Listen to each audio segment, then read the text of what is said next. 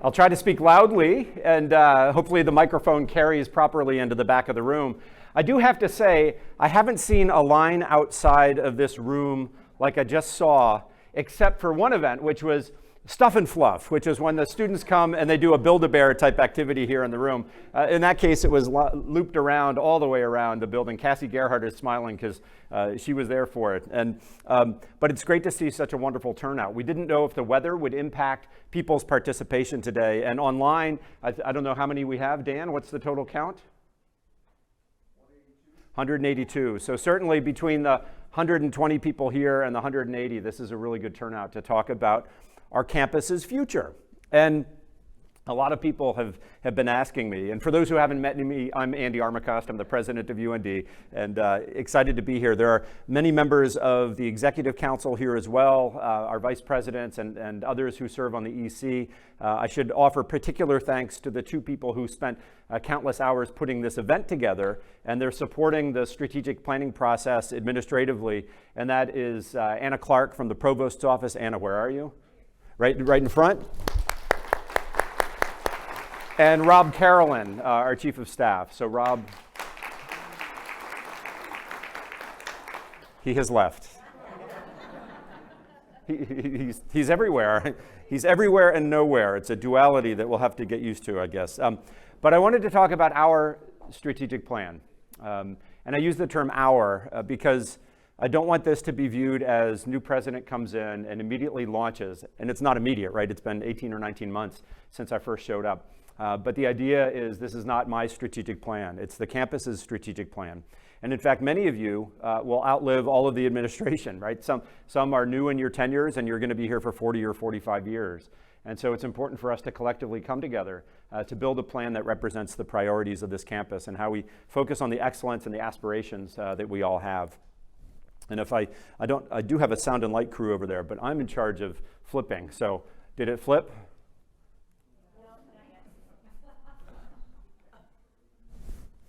There we go. And I don't know how easy it is to see, but this is like being at a movie theater with everybody in the front row with the heads craned up to see the talk. I will not take offense if you're not looking at me. But rather, I think as we craft our plan for the future, we also have to recognize the rich history that exists at UND.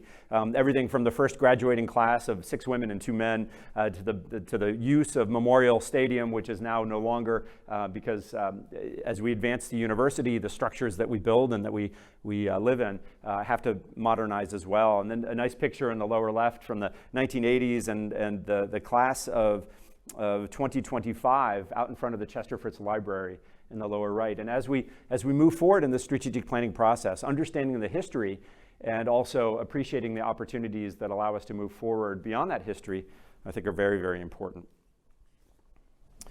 I think, okay, there it is. How many people can recite or sing the entire alma mater? I see one hand. Is that Cindy in the back, hiding behind the coats? And I do have to make an announcement. Cindy, wave. Everybody turn back here. That's Cindy Jutnan, Dean of the College of Engineering. Engineering, I said it again, didn't I? Education and Human Development. Holy smokes. But the coats next to her are actually the coats that were over here. They had to move them. So if you go over here looking for your coat and you don't find it, don't worry. It's over next to the Dean of the College of Education and Human Development. All right, so thanks, Cindy, for being a marker over there. So one person can sing the alma mater. Let me put it up so that you can read it. It's also over the fireplace in our glorious Memorial Union. So if you go downstairs, you'll see these important words. It talks about aspiration. It talks about what we are as a university and what we mean to the region, what we mean to our students, passing a torch from hand to hand, knowledge and leadership and examples of mentorship across the board. This is what we're about. The thing, you always hear me talk about it, it's on the president's coin, the phrase, we raise our grateful song. And what I would love our campus to be known for is the immense sense of gratitude that we have for one another and for everyone else in the state and across the nation. So you should all commit this to, that's your first homework assignment, by the way. You have to commit this to memory so that when we're at a sporting event or at another function, that when that song comes on, you should be able to sing along, at least understand what you think the words probably are. Something about gratitude, something about learning, something about love and pride. As I came to the campus, in addition to learning about the alma mater, there were phrases that I would see out and about across the campus that have certainly caught my attention. Phrases like, this is on our elevator, knowledge is power. Light up your future. I forget what the subtext is, but knowledge is power. We also see across banners across the campus, leaders in action. And these are leaders, and we'll profile a few here in a minute, but leaders who have an impact in the classroom, on the sports fields, everywhere on our campus through student government and student activities. There's another phrase that I heard shortly after interviewing for the position. Somebody said, in North Dakota, we are doers. And that spirit of doing and hard work is something that I think resonates across our campus. And how do we strike a vision, strike a future direction that capitalizes upon the doing nature of all of our members? And so when we think about this idea of action and doing, I wanted to put before you an important connection between our all-campus comprehensive campaign that's about to launch publicly. Well, about to. Deanna, remind me of the date, fall of 2023.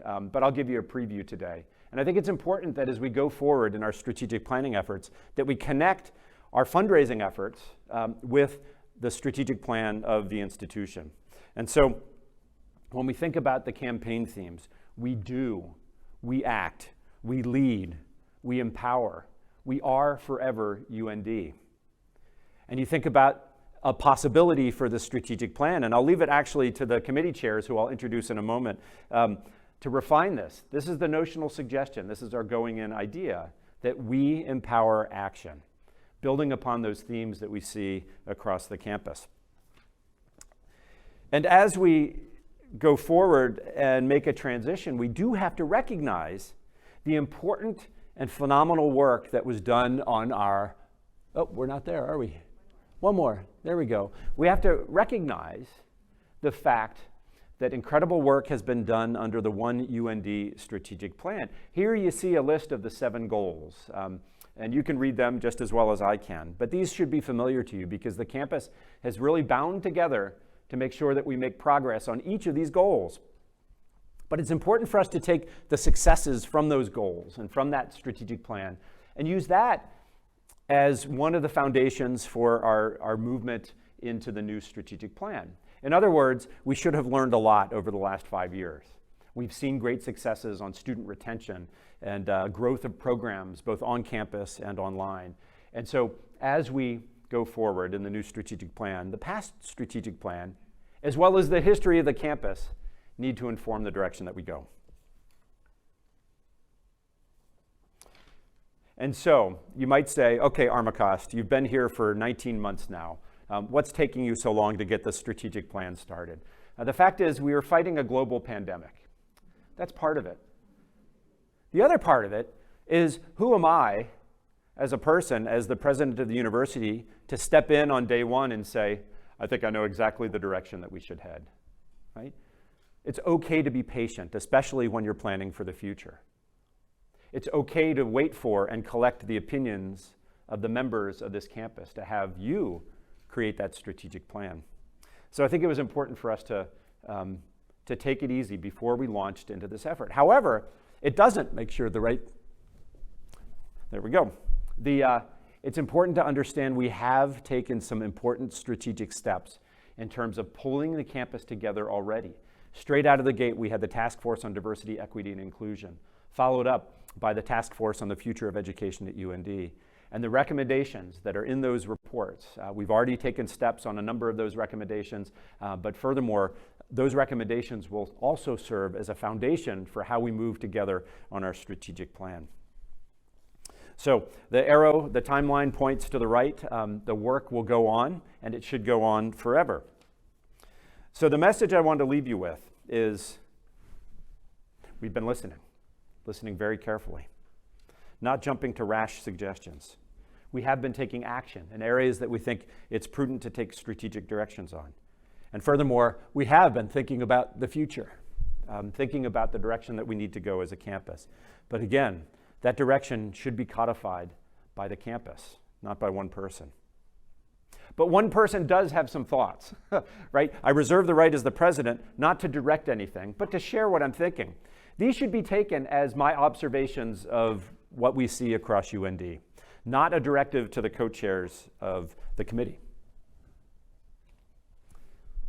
I think our strategic plan needs to have aspiration in all facets of life. And I appreciate and admire all the work that went on in the previous strategic plan. But the plan itself strikes me as a list of things to do, rather than the aspirations of the campus. And so I want to see that sense of aspiration reflected in the strategic plan. And it should motivate all the members of our campus, but also the proud alumni who support us, the former employees, the former staff members and faculty members who pay close attention to the things that have happened throughout their history on our campus. All those people have put their heart and soul into what we do. When I think about the plan, it should also focus on the sense of community. And that sense of community is a broad term.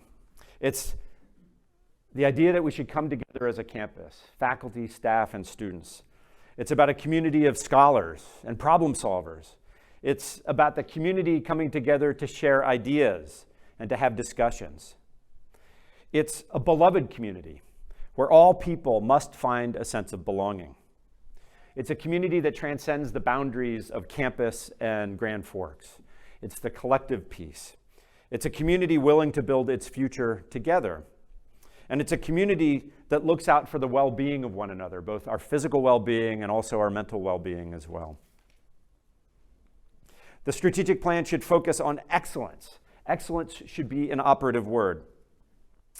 Our honors program is a good example. That's the group in the upper left. Our honors program must continue to challenge our best and brightest students on the campus. I would love to see a return of the Rhodes Scholarship to our campus.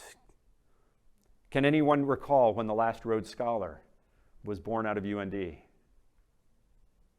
Rob Mitchell, class of 1974. It's been a long time. It's almost like the Red Sox drought of however many years. So, sorry, Red Sox fans, but it finally came. And then, sorry, right. 86 years. 86 years. Excellent. How many hours and minutes and days, right? Yeah, you probably know that too. Well, so the work of the honors program is incredible. I should mention that we just had a Truman Scholar finalist selected from the campus. So we'll wait to see how Madeline House does in the Truman Scholarship. But the Truman Scholarship is kind of a precursor to something like a Marshall or a Rhodes Scholarship. And so we hold our breath for Madeline, and we know that she's going to represent the university so well. Madeline is a political science and public administration double major. In the upper right, you see Elspeth Thomas, who is a senior studying commercial aviation. She is likely the first woman from the Standing Rock Lakota tribe to take flight at UND, a real groundbreaker. In the bottom left, we have Robbie Fadil, who is a biomedical engineering major. This is a picture taken from the 3-minute thesis that just happened, where he competed. He presented his work, which was on preventing falls with those having Parkinson's disease. And so he won the 3-minute challenge. It's a great example of how the great work that's happening, but also the great communication that he put forward. And in the lower right is Vincent Ledvina, who is class of 22 physics and astrophysics major. He worked at the National Solar Observatory, where he studied solar flares. He also runs a YouTube site where he broadcasts the night weather. And so for those looking, many of you have probably gone there. You can track the status of the northern lights through his YouTube site. We also think about our campus and creativity and discovery. And I know one of our goals was research in the previous plan. And what I'm doing here deliberately is opening the aperture, that it shouldn't be just a focus on research, but our ability to do creative pursuits and to discover new things, all forms of creativity and discovery. Our students must see in us that sense of wonderment about finding new things, about creating new knowledge. And it's incumbent upon us to demonstrate that. And I'll say more about the grand challenges here in a minute, but we still have a goal to increase our research opportunities, our funded research opportunities. And there's been much discussion on research about whether or not we should seek R1, or the very highest level of research under the Carnegie classification. And I'm going to put it out there that this is something for the committee to really think about, is what is our stated goal on research? Some people have been attracted to UND for faculty and research positions because of that aspiration. Others feel threatened by that aspiration because they say research in other areas is somehow lost when we focus only on the grand challenges. And my goal is to focus more broadly than just the grand challenges, but on all scholarship that exists on our campus. In the upper left, you see Zachary Fisher, who's a music education major. What better way to talk about creativity than our musicians? He is also part of the Army's band reserve component. He was actually the Army band component's Soldier of the Year in 2019. That's a pretty strong title, Soldier of the Year. And he also performed at the 2021 North American Saxophone Alliance. He does amazing work. And you see other examples of the areas of research and discovery, from engineering to data science to our choral members as well. So just a great opportunity to celebrate creativity and discovery. I think it's important then to turn the page to talk about the grand challenges. And what I say here is see yourself in the grand challenges. And remember what they are. It's human health, it's rural health, it's energy, it's data, it's big data, it's autonomous systems, and also we added one on national security and space. And so these are areas where we see a huge opportunity, not in a single discipline to focus on, but in many disciplines. And so the opportunity for interdisciplinary work rests very strongly in these areas. Furthermore, I see great opportunity in economic development and also contributions to the national dialogue in each of these areas to position UND as a national leader in each of these fields. So I think it's really important for us to continue to focus on the grand challenges, but also to recognize that people who might not currently see themselves in the grand challenges might find a place in the grand challenges. When I think of law and policy and design and creativity, and design I mean our artists, is there a way to actually build their interests in design and creativity into the work that's going on in each of these interdisciplinary areas? So my challenge to the committee is to say, is there an opportunity to see the creativity and the sense of discovery in the grand challenges, but also beyond that in other areas as well? And I also want to focus generally on, okay, tell me when I need to go one further. Kathy, my wife Kathy, did you give me the thumb? Oh, I missed it. Do this next time. Or say 86 years, and then I'll know that's my signal. But to focus on growth of all people on our campus, and whether our individual or collective mindset exists a certain way, we all have to say we know that everybody can grow. In fact, when I went around the state and talked about my personal sense of what it means to be an educational leader, one of the areas I talk about is everybody can be great at something, and we should always take opportunities to learn new things. This is the spirit of this statement. We should look for those opportunities for everybody on the campus, our students, our faculty, and our staff members to grow. Similar to that, we have a number of leadership experiences, and the folks you see up here are folks who have been profiled in UND Today and other areas as our leaders in action.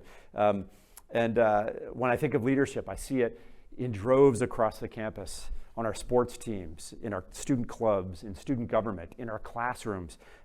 I think we have a real opportunity to live up to the mission statement of the university to create great leaders for the state of North Dakota and for the nation. And in the upper left, we have Shandon Pierre, who is actually getting his he's a football player, getting his undergraduate degree and his law degree all the time while he's competing as a football player. It's an amazing piece. In the upper middle is Pearson Painter, who runs a landscaping business, and he had this great idea for how to do salt, a new chemical mixture to remove stuff, or a salt mixture to remove snow and slush from the roads. And so he won the 2020 Red River Valley Business Plan Competition and had his image put up at the NASDAQ opening bell. I think he actually was the one who rung the bell. And then we have Kayana in the upper right, Kayana Trottier, who is a physical therapy doctoral student from Belcourt, and she transferred from Turtle Mountain Community College. She got great support when her mother, who was also a UND alum, passed away. She got great support from our campus, from the faculty members and our staff members to allow her to continue on her path of success. And then in the lower left, we have Malika Barbie Odera, who is from Minnesota. She started UND's first chapter of the National Society of Leadership and Success. And we saw her actually at Wake Up to UND. We had a video montage about her. We also have Stefan Tomovich, who is an electrical engineer. He's worked at NASA's Kennedy Space Center, and he's been twice part of UND's inflatable lunar Mars module that's out on the other side of I-29. And then finally in the lower right is Kelly Maddock, who is a medical lab science online master's program member from Williston. And she pursued her degree while raising her daughter. And so she wants to use her MLS degree to understand how human medicine may impact animals and vice versa. So what you see are profiles of people who are doing it over and over. These are the examples. These are the types of stories we will continue to tell over the next, well, forever, hopefully. But certainly these are stories that will help us in our campaign, where we can say, this is the impact that UND has had on people. And furthermore, we'll expand those programs as part of our strategic plan to make sure we continue focusing on the leadership experiences. And then next, we have to thrive on our connectedness across disciplines, across elements of the university, across cultures, across all the modes of working and learning. How do we come together with our in-person and our digital online worlds? And so how we connect, I think, is really important. And furthermore, speaking of connections, our connections with the Grand Forks Economic Development Corporation is an important one as well. So they've revised their strategic plan recently to include stronger connections to UND, particularly about the economic opportunities that rest with the grand challenges. There's great opportunity here for us to really make sure that we connect beyond the walls of the university. And then, of course, thinking about places and spaces. The physical structure of our campus should enable all of the human things that we're trying to do. Buildings are buildings, they're nice, but it's the stuff that happens inside them that's really exciting. So we need to make sure that our strategic plan connects directly to the campus master plan, and to make sure that those two documents really reinforce one another. We have to make sure we prepare the workforce.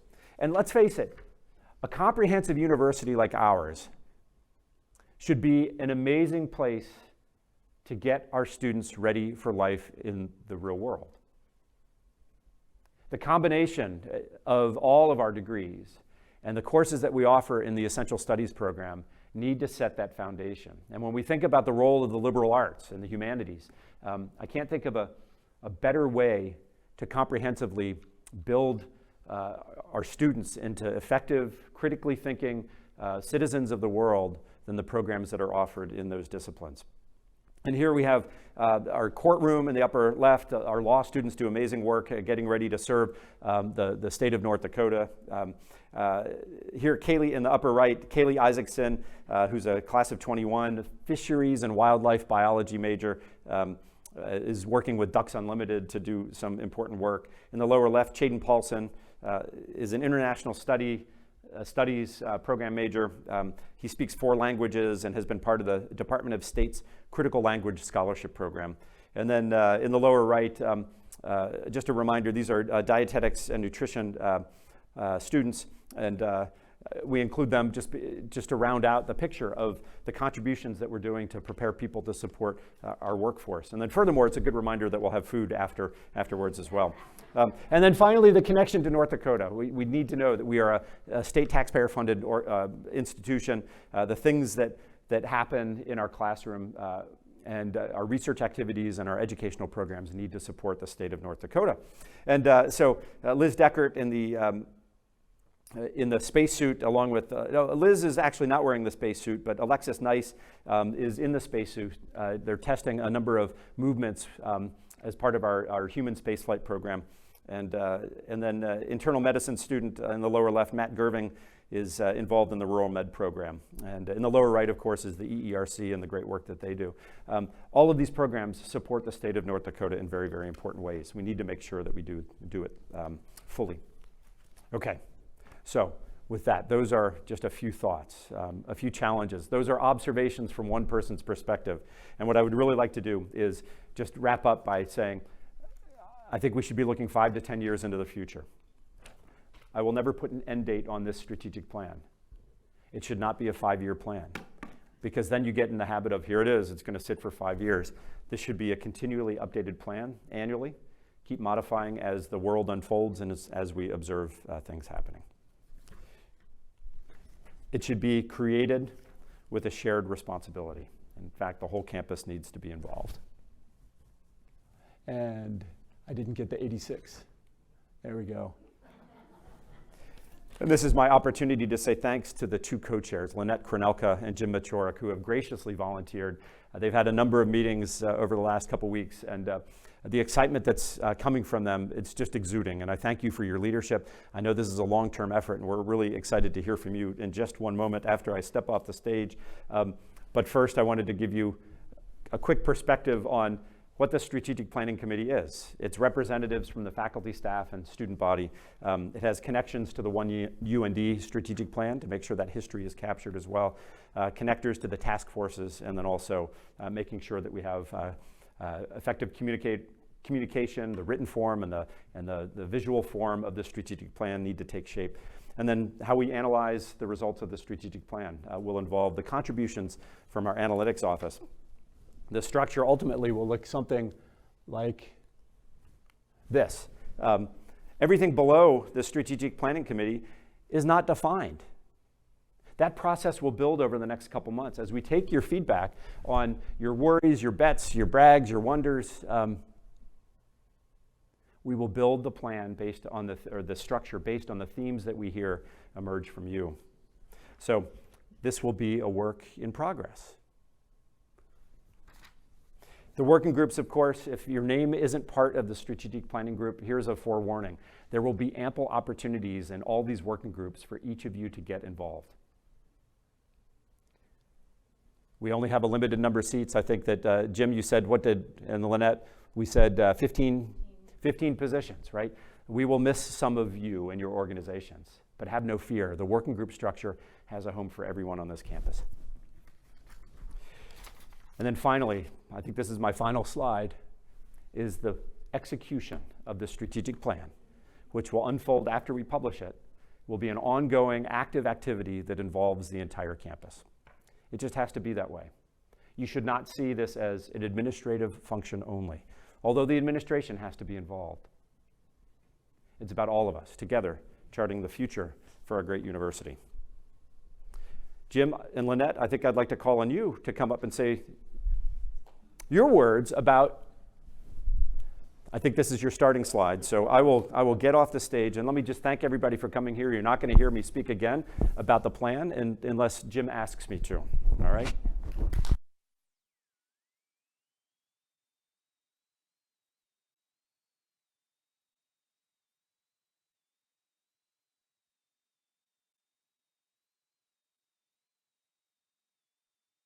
Apologizing because I'm going to be the height of rudeness. I'm going to be dashing out the second I'm finished talking because I have a class right away. And I kind of figured that's what they pay me for. So now I'm actually going to do the boring part. I'm going to talk about process and timeline. And it's not because I'm a historian. I don't want to contribute to stereotypes. But it is important, I think, that we have some sense of how we're going to be going about this, a little bit more detail than just the slide. And as President Armacost noted, we are charged with creating a plan for UND's future, a plan that starts with a clear vision and a mission for the university, but one that embodies the voices, concerns, and talents of our students, staff, faculty, and the broader UND community, the community of stakeholders, how we want to define that, and we'll be working on that as well. And it's due in December. This is no easy task, but we do have a tentative plan and a timeline that we want to share with you. It's sort of broken down into 3 phases. And the first phase is in some ways the most challenging. Phase 1 is discovery, and it starts 2 weeks ago, actually earlier with the work of Anna and Rob. But by February 22nd, we're going to have the Strategic Planning Committee in place. We have some emails out to people. We already have some acceptances. And as President Armacost pointed out, there will be representation from faculty, staff, students, the task forces, the Alumni Foundation, media contact folks. And then the very next day, February 23rd, the largest, or the whole Strategic Planning Committee is going to get together, and we're going to begin considering the preliminary data that we're gathering here today both online and through the sticky notes. This data is going to be used to help inform the questions that need to be addressed by our various constituencies. We also are going to start to set dates and venues for town halls, roundtables, meetings, and focus groups, every way we can, and surveys as well, any way we can think of to gather more data. We want to reach out to as many people, as many constituencies as is humanly possible.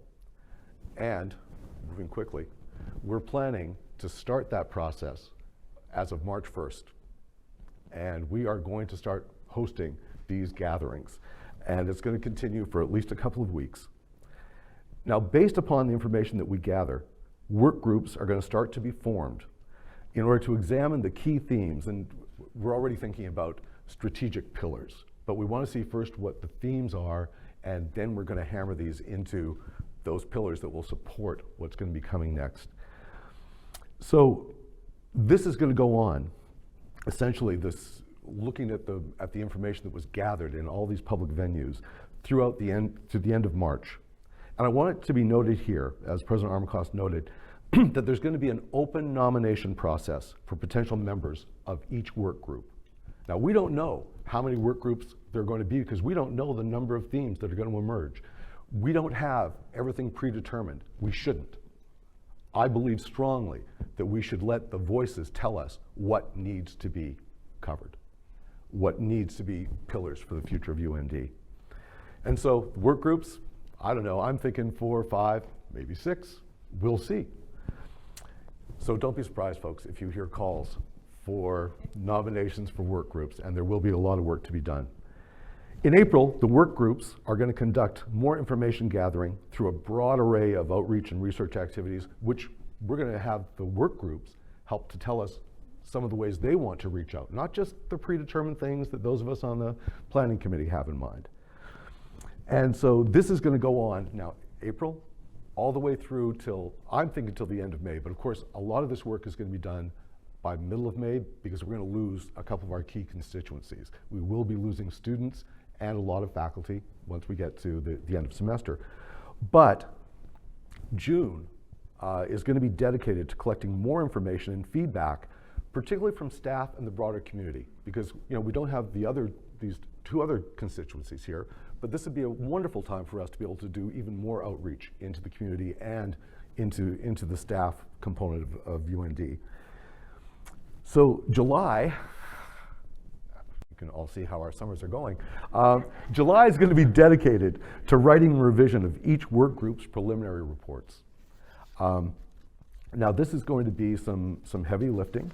It really is important that we start having, and I want to stress that these are drafts, okay?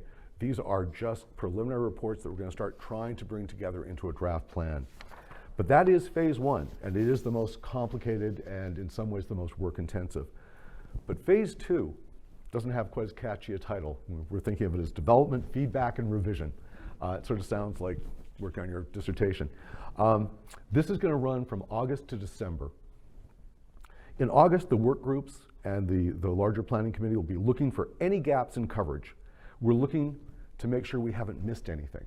We're also going to check to see that every feedback loop that's become available to us has been utilized. And if it hasn't, we're going to figure out a way to utilize it. And we're going to be engaged in ongoing revision of the reports and plans that are coming out of the work groups. By the end of this month, August, we're hoping that we will have compiled these reports into not a seamless, but a solid draft plan. A draft of a strategic plan that will be built upon these proposed strategic pillars that are coming out of the work groups and out of the work of the SPC. And we're hoping that these are going to be a great base upon which to guide UND's future decision-making process. In September, the plan is that the draft plan will be made available to all. It's going to be public. It's going to be open for comment. We're going to seek out more comment. We're going to try to figure out areas that we still, with all of the work we put in, still have not been adequately addressed. We want feedback. We're going to host a whole bunch of public events. And some of these are, I want to point out, are going to coincide with homecoming week, because that will have us a chance to include as many alumni as possible in this. The purpose of all of this is to solicit even more feedback and critiques that will enable the planning committee and the work groups to see what areas still need to be strengthened. And in particular, this is really important to me, how the UND community feels about the vision, mission, and core values that are being articulated in this plan. Because we're not just sticking with what we've had before. We're going to respect what we've had before, but that doesn't mean we have to stay in the same place. We want that feedback on these questions. And then, with all of this, October will be dedicated to revision of the plan based upon September's feedback. And in November, there'll be the final rewrite and finalization of the committee's recommendations to the President. We are aiming to submit the proposed plan and its strategic pillars to the President by the first or second week of December. Give me a thumbs up. So I just heard second week. I was a student once. But that is the end of phase 2. And then phase 3, I have simply implementation. But I want to point out that what we hope to see implemented by the President, we hope that he approves the plan, but we also want this to be a living plan. One that has, as President Armacost said, no expiration date. We want to be able to draft a plan that will be flexible enough that we can adapt to ever-changing circumstances. All of us in this room, we've lived through some pretty interesting times. Some of us more than others, just because of the age function in my case. But we know how quickly things change. And we want to produce a document that is not going to be cast in stone, inflexible. We must meet this, we must meet that, but rather, which is aspirational and helps us to show how to deal with some of these changes in the future. And on that note, I would like to turn over my boring presentation to a much more exciting one for my co-chair, Lynette. So thank you very much. I'm going to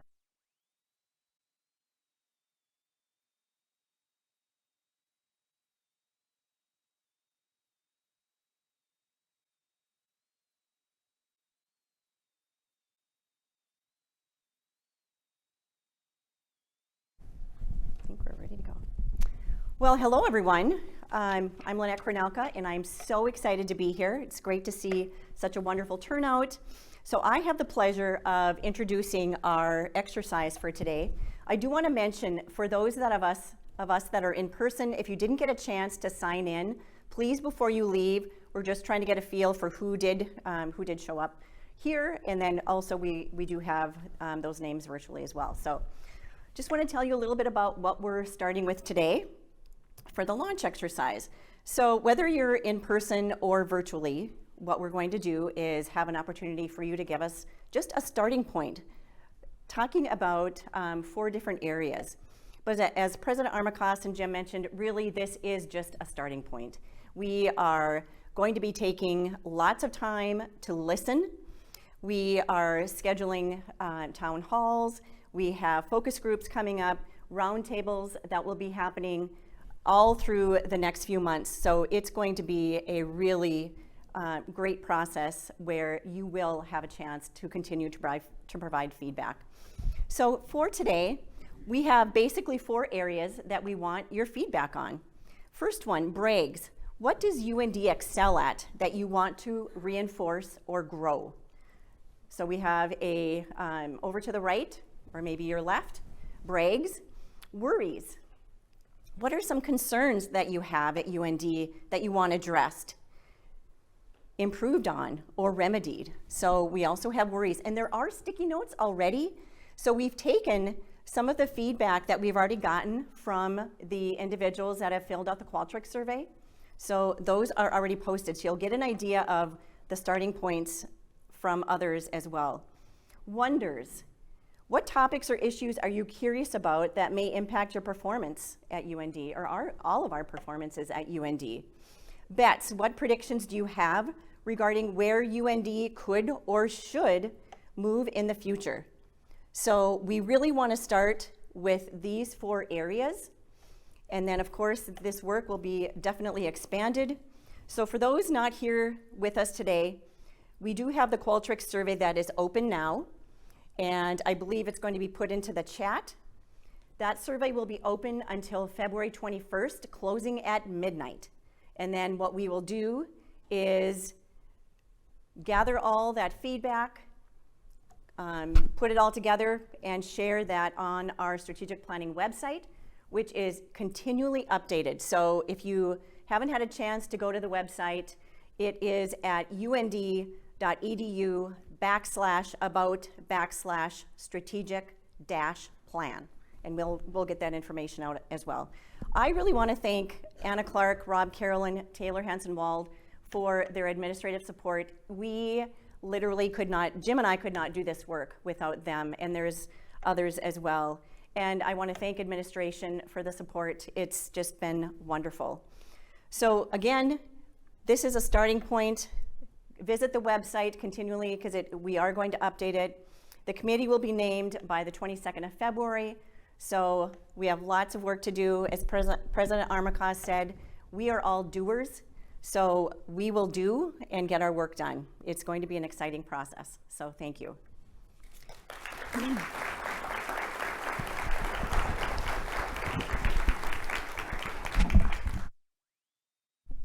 I think we can go ahead and get started with our exercise, unless... Yeah, just one bit of homework for you, and that is you can't leave until you've put at least one Post-it note on each of the 4 sections. I'm getting looked at with funny looks. And then there's something about food. Does Rob or Anna wish to say anything about how that process works? I think we have lunch coming. I believe lunches will be delivered about 10:45 for anybody that sticks around. So they'll be here soon. You guys can grab it on the way out. And thank you for coming. Yeah. Right, yeah. Where's the camera?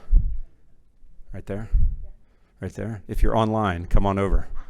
Okay, so with that, let me again thank Jim and Lynette. How about a huge round of applause for the two of them? Well done. And again, Rob, Anna, and Taylor, thank you for all the work you've put in to make this happen. But I know you're going to be along the ride for the entire 8 or 9 months that we execute this plan. So, and to each of you, thanks for dedicating your time to come over and to listen and to be part of the future of our great university. I'm very eager to see what you write and very eager to see how it assembles into those themes or the pillars that will drive our university forward. Thank you all. Give yourselves a round of applause.